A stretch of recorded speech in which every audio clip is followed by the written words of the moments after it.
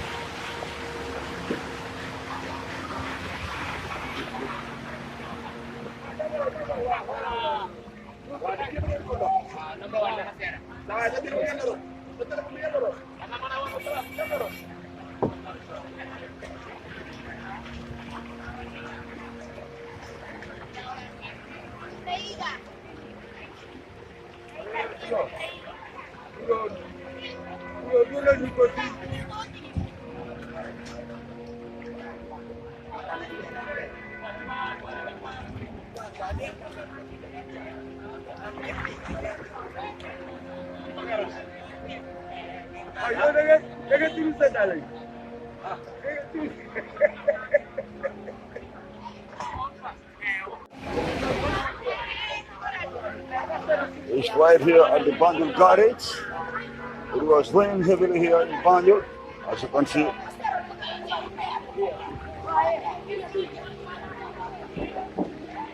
It was a very heavy rain here.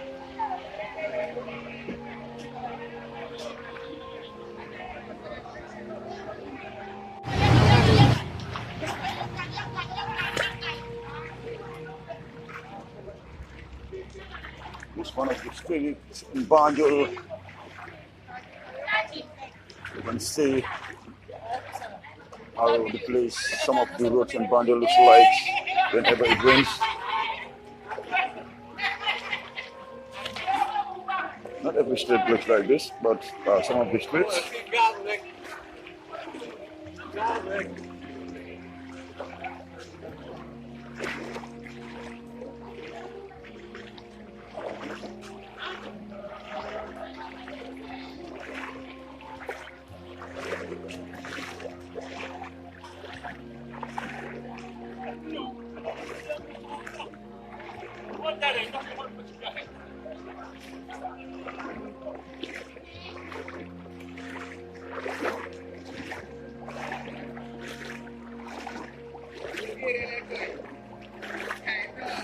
na sama nag. Ano na sama taw na. Ano mo ba?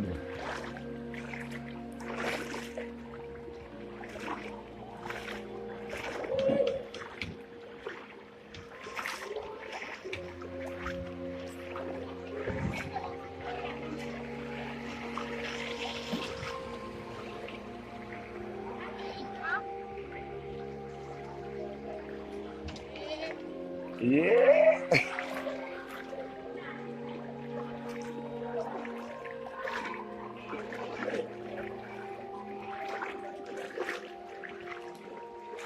This is Banjo.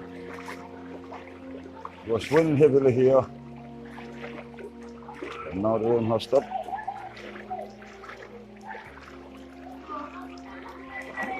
Ako bari man, losi wanag.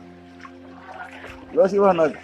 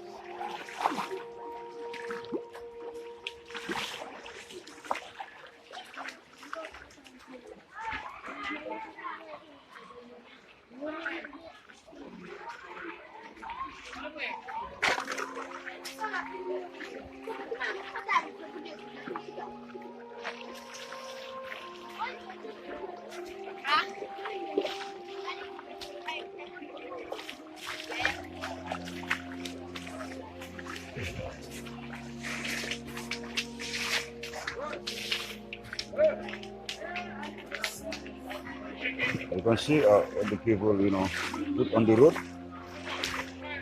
Benches that they put on the road to stop the vehicles to pass in here. But whenever they pass, they will be, throwing the water inside their compounds. That's why they place this bench, these chairs in front of the road to prevent the vehicles passing here.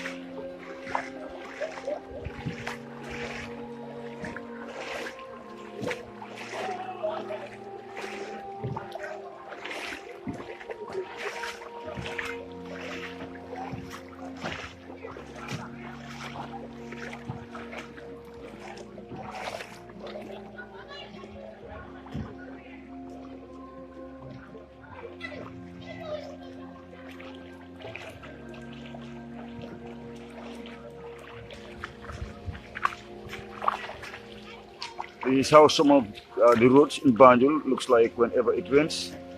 Yeah, it was raining heavily here in Banjo, but now the rain has stopped. But still raining a little bit. Hello, sister. No, bisa you on the man. Hello.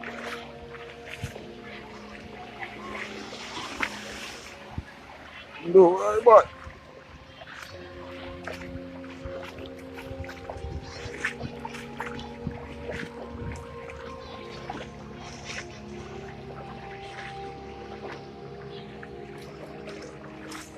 Wow, my sis.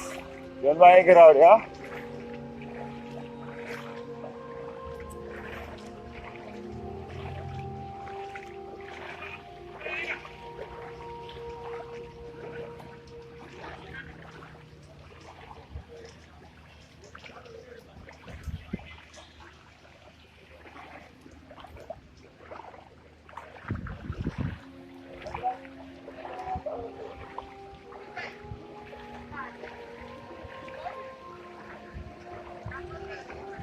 No, please.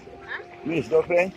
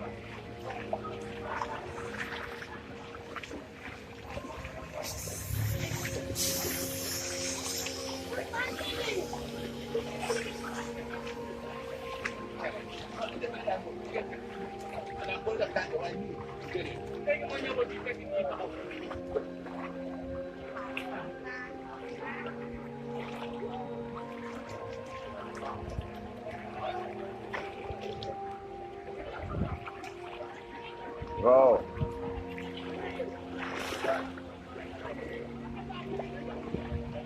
Tough man. It's crazy. You can see how the road is congested here. Vehicles coming from, Westfield and, moving towards the Banjo garage.